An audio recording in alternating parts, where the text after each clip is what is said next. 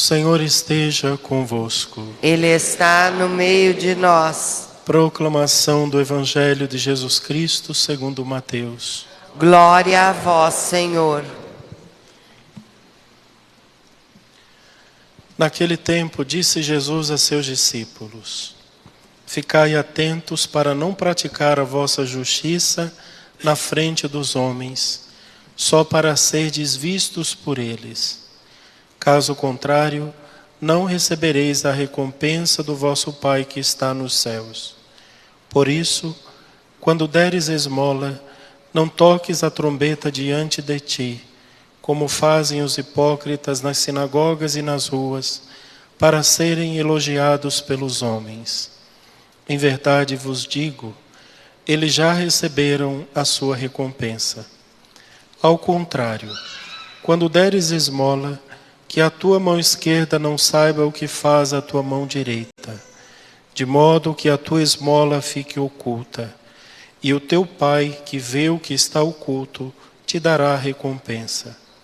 Quando orardes, não sejais como os hipócritas, que gostam de rezar em pé, nas sinagogas e nas esquinas das praças, para serem vistos pelos homens. Em verdade vos digo, eles já receberam a sua recompensa. Ao contrário, quando orares, entra no teu quarto, fecha a porta e reza ao teu Pai que está oculto. E o teu Pai que vê o que está escondido, te dará a recompensa. Quando jejuardes, não fiqueis com o rosto triste como os hipócritas. Eles desfiguram o rosto para que os homens vejam que estão jejuando. Em verdade vos digo, eles já receberam a sua recompensa. Tu, porém, quando jejuares, perfuma a cabeça e lava o rosto, para que os homens não vejam que estás jejuando, mas somente teu Pai que está oculto. E o teu Pai que vê o que está escondido, te dará a recompensa. Palavra da salvação. Glória a vós, Senhor.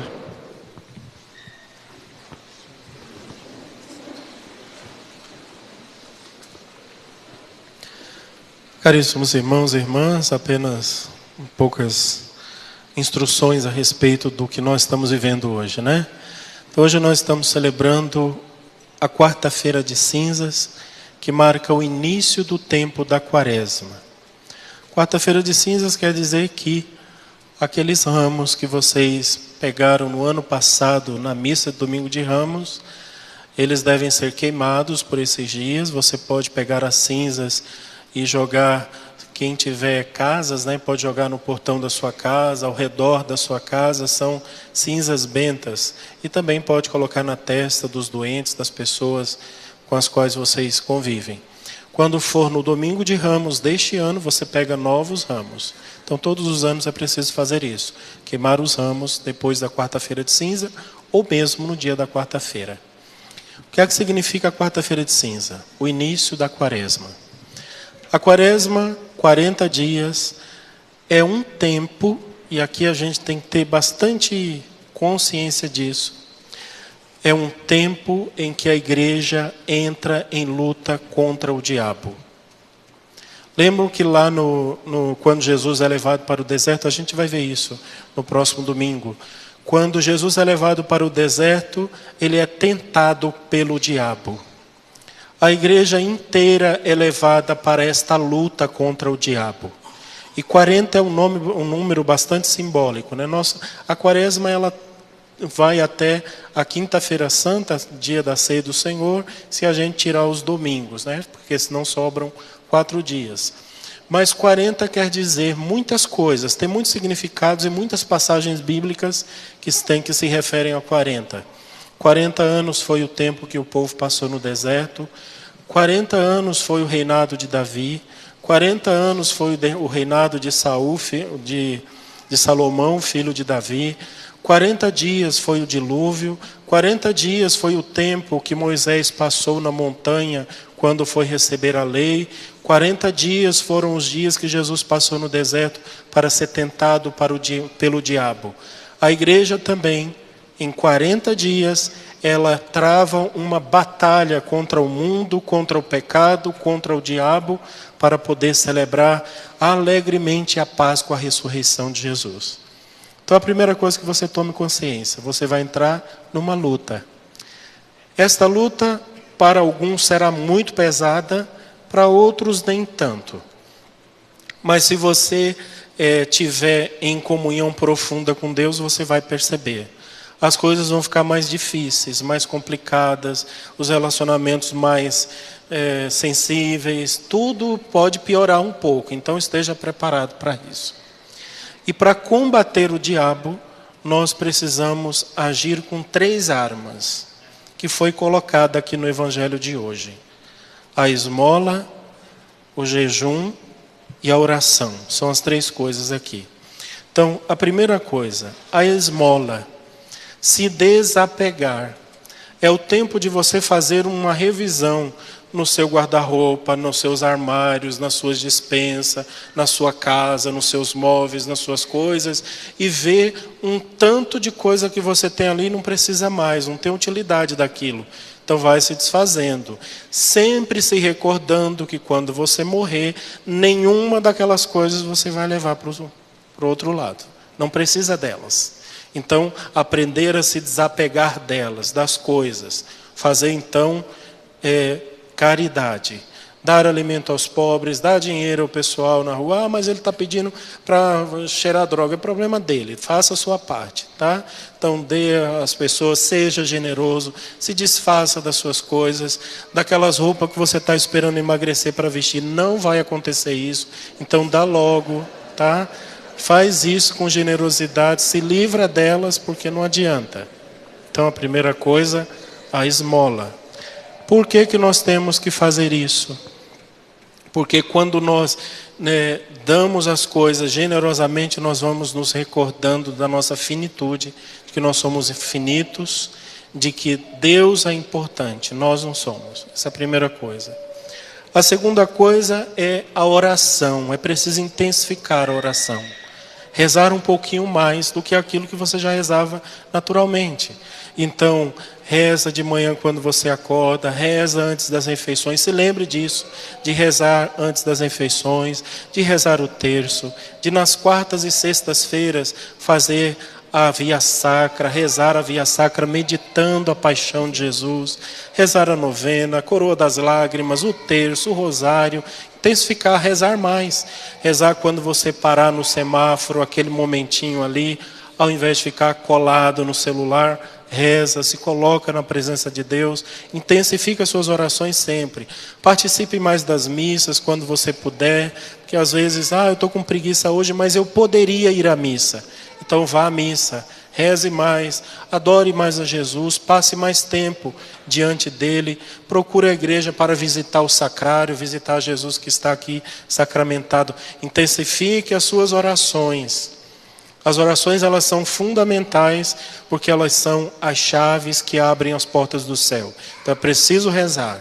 Uma pessoa precisa ter intimidade com Deus, e a oração é o único modo que nós temos de sermos íntimos de Deus, é através da oração. E a terceira prática que nós devemos fazer é o jejum. Jejum de quê? Da boca mesmo. Tem gente que fala assim, eu vou fazer jejum da língua. Você não precisa fazer jejum da língua, você tem que fazer o ano inteiro jejum da língua, né? Vou falar menos. Isso não é jejum, isso aqui é uma obrigação cristã, você não pode ficar falando demais. Então, jejum da boca. Baixar ou diminuir o máximo que você puder aquilo que você mais gosta. O café, o bolo, a comida, a carne, bebidas de forma especial, né? Parar de se empanturrar. Na verdade, a recomendação é sempre assim, que você saia da mesa com um pouquinho de fome, sempre. Coma apenas o suficiente. Fazer esse jejum. E quando fazer esse jejum, nunca se esquecer que existem outras pessoas passando fome e a gente poderia muito bem ajudar outras pessoas e fazer isso. Então, nesse tempo de Quaresma, esteja preparado para fazer essas 3 coisas. A esmola, a oração e a penitência, né? O jejum. E penitência de outras coisas também. Penitência do celular, né? Deixar o celular um pouco mais longe de você, das redes sociais, penitência da televisão, penitência das novelas, das séries, dos filmes, penitência da música. Ficar o tempo inteiro escutando música nesse tempo não é tempo para isso. Tanto que na quaresma, por exemplo, a gente não faz casamentos, a Igreja Católica não faz casamentos, não faz batizados, porque é um momento de voltar para dentro do coração, e essas celebrações elas são extremamente festivas, tanto o batizado quanto o casamento. Então, se for convidado para uma festa, pode até ir, mas vá com moderação. De repente volte para casa mais cedo, não fique até amanhecer o dia, não precisa comer tudo o que lhe oferecerem. Então é o tempo da gente fazer esta revisão de vida. E nunca se esquecer, estamos em uma guerra. Todos, a igreja inteira entra em uma batalha, em uma luta para que o bem vença. Porque o mal é escandaloso, é estrondoso, ele se faz, ele se impõe. E a gente, através da nossa oração, da nossa resignação, a gente precisa fazer com que o bem vença. Todas essas coisas nós fazemos por quê? O evangelho de hoje é bem claro. Jesus diz assim: o Pai do céu te dará recompensa. E quando você vai ver a vida das pessoas que são santas e que sofreram, Jesus ou Maria, nas aparições, geralmente eles diziam assim: quanto mais você sofrer, mais você será recompensado no céu. Isso significa que, quanto menos você sofrer, menos recompensa você receberá no céu. Lembra que no Evangelho Jesus diz assim: cada um receberá de acordo com aquilo que fez, será recompensado com aquilo que ele produziu. Se você foi generoso na sua oração, generoso na sua penitência, generoso em tudo que Deus lhe pede, no cumprimento dos mandamentos e na vida cristã, Deus lhe dará uma grande recompensa.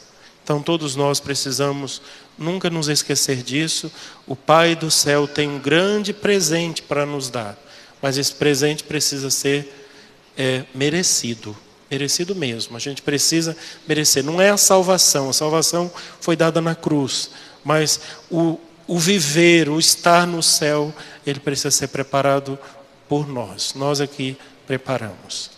Então hoje também nós vamos agora receber o sinal das cinzas. As cinzas, ela é colocada na sua testa. Primeiro, ela é um sacramental, é algo bento. Você será hoje abençoado para ter mais força para lutar nesse tempo quaresmal. Ao mesmo tempo, as cinzas nos lembram que um dia nós também seremos cinzas. Nós seremos pó, nós voltaremos para a terra, nós morreremos. A nossa vida, ela é finita.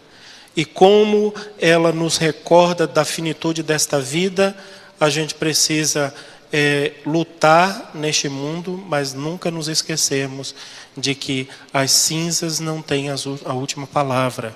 A palavra é a ressurreição e a vida, e é para isso que nós caminhamos.